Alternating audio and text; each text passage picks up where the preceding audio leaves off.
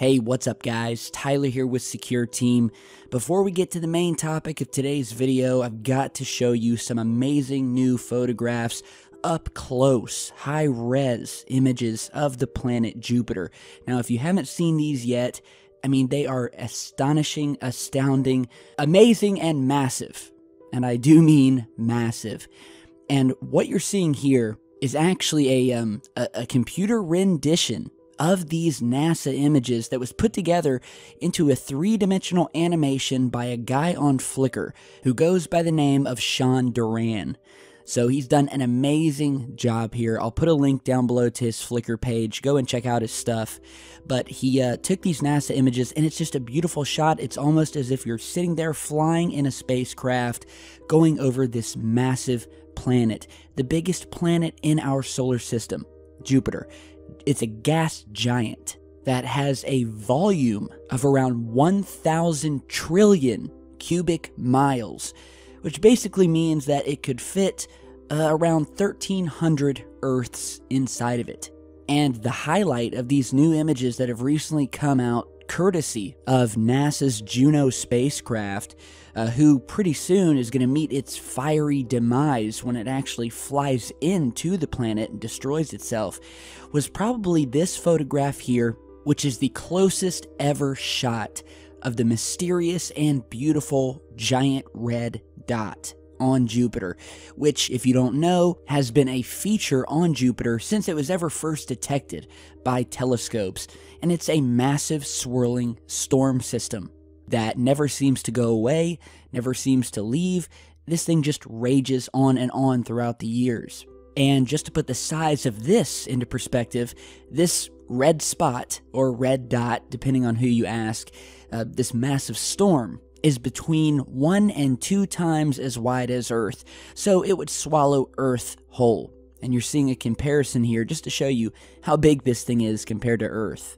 And from what we can tell, this red spot has been on Jupiter for around 350 years, and is said to one day dissipate. But for now, it's as big as ever, it's as monumentally violent as ever, but to us, it's just a beautiful feature of this massive planet that has 10 times as much gravity as Earth does, and I'm extremely excited to see what the inside of Jupiter looks like once the Juno probe flies into its murky, gaseous atmosphere and disintegrates. So stay tuned for updates on that. Now to the main topic of today's video. In a recent article by ArsTechnica.com, a scrap dealer who is going through the belongings of a dead engineer found these massive Apollo-era NASA computers sitting in his basement.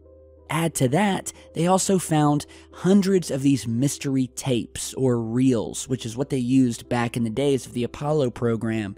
These reels that they would put into these huge computers that carried the footage, whether it be from the moon landings, or probes, or instructional videos. And so I'll go through the images here as I'm talking to you, but basically the report goes on to state that a pair of Apollo-era NASA computers and hundreds of mysterious tape reels have been discovered in a deceased engineer's basement in Pittsburgh, according to a NASA Office of the Inspector General report released in a response to a Freedom of Information Act request. Now, most of the tapes were unmarked, but the majority of the rest appeared to, or at least according to NASA, contained instrumentation reels for the Pioneer 10 and Pioneer 11 missions, which were NASA's flyby missions to Jupiter and Saturn back in the day. The two computers were so heavy that they would have needed a crane to be lifted out. And what we know so far, and there's some mysterious things the way NASA handled this, but we'll get to that in a minute. But what we know is that at some point in the 1970s, an IBM engineer working for NASA at the height of the space race took home the computers. We don't know why, but he took them home, and the mysterious collection of tape reels. Now, the scrap dealer who was invited to clean out the deceased electronics-filled basement discovered the computers.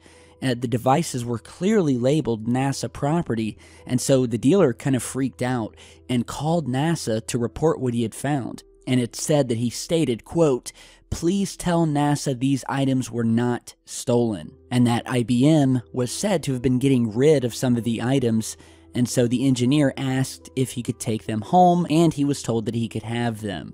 Now, the name of the deceased engineer has been redacted from the Freedom of Information Act report. So this information wasn't just published by NASA and is only coming to light due to the Freedom of Information Act request, which we as the public have to file in order to get any sort of documentation that we're looking for. And we spoke about this in a more recent video. And so the scrap dealer called NASA, and even though NASA said that we don't want the machines, he said they're old, they're too heavy for us to lift, and that NASA told the family of the deceased that they are, quote, "not in the junk removal business," which in my opinion is kind of an a-hole thing to say to the family of this deceased engineer. So they didn't care about the computers, but they sure as hell sent a couple of NASA investigators out to the house to collect the mysterious tapes that would have been used in the computers. And so these, quote, NASA investigators went out to the home, picked up the 325 magnetic data tape reels on December 8th, 2015. It was said that the tapes were, quote, "in poor condition, and almost all were affected by moderate to severe mold."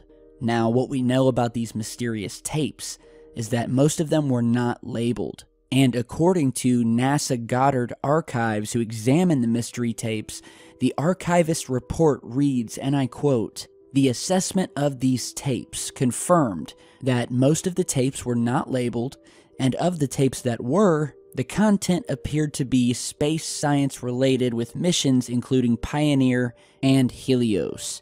A final assessment of the tapes on April 3rd, 2016 further broke down the content of the tapes into the following, where they found that about 150 of the reels dealt with space-related instruction type videos related to the Pioneer missions, but that 215 of these reels, and that according to NASA were, quote, "without mission-related identifying information," which in a nutshell basically means that 215 of these tapes had nothing to do with the Pioneer missions, and the content on them, the video on them, NASA is holding the secret to. But here's where it gets stranger, because as I said earlier, they allowed them to keep the computers, acting as if they were junk, but they were in a big hurry to pick up those reels. And the archivist's final recommendation was, you guessed it, to have the tapes destroyed. He went on to say, quote, "There is no evidence that suggests this material is historically significant. I recommend disposal through the immediate destruction of all magnetic tapes." So the news article finishes by saying, quote, "After all of the investigation, one final mystery remained unsolved. The NASA computers are labeled with a contact number reading NA552154. And it was said that NASA was unable to find any records of any such contact.